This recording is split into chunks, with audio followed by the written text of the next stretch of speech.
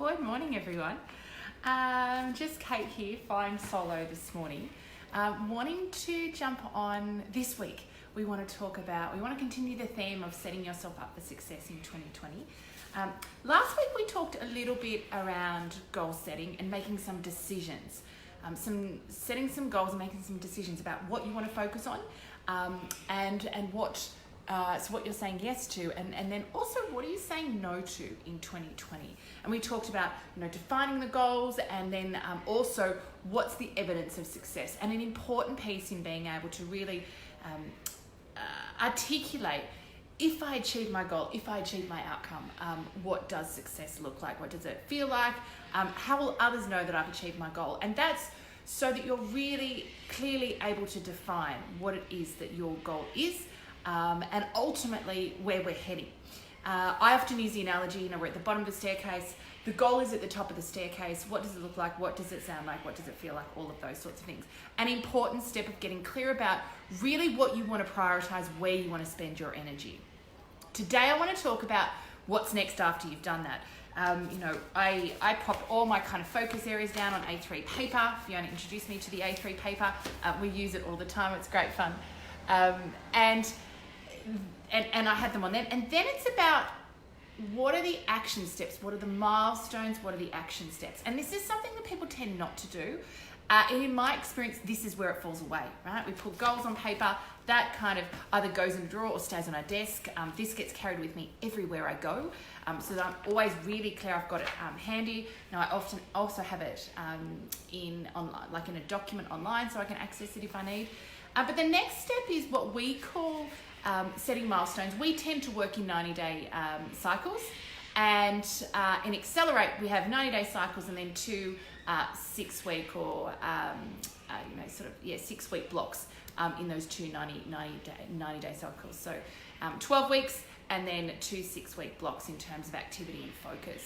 So the next step from taking our goals from this level is to actually say, what do I want to achieve in 12 weeks? At the end of, and you can go with school terms if you've got kids, if that's useful. We tend to kind of run around that.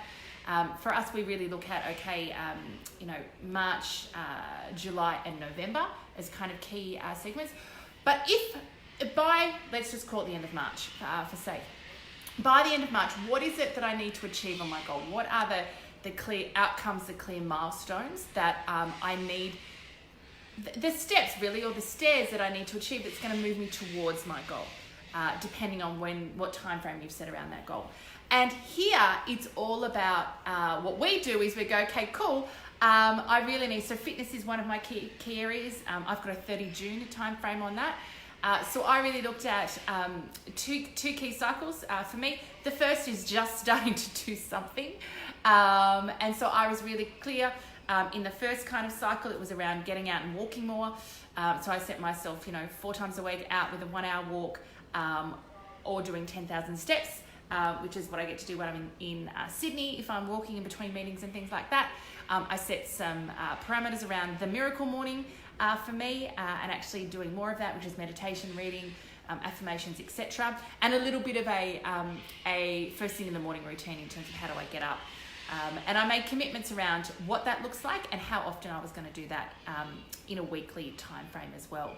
And then the next cycle is the next 6 weeks is actually really starting to bed down a serious fitness regime. So I've got it documented and written here. But for me, it's actually, actually implementing a real training plan, not just walking, something that's actually going to strengthen my muscles. Actually starting detox. If you've known me at all, I always detox in February anyway every year, and we're starting that next week on the 19th of January, and that will go for a minimum of 4 weeks. And we also always put firm commitments, so minimum, and then stretch.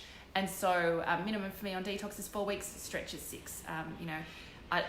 I'd really like to go to 6, but I want to give myself some flexibility. So minimum 4. 4 is what I do every year, but there's a bit of stretch in that as well. And then just continuing the good work that I've started in that first cycle. So, goal, evidence of success, then break it down. What are the stairs? What are the individual steps that you need to achieve over a 6-week period, over a 90-day period? Timeframes, you can adjust them depending on what works for you, and what else is going on around in life. If there's cycles and timeframes in the workplace, you can hook in with those as well.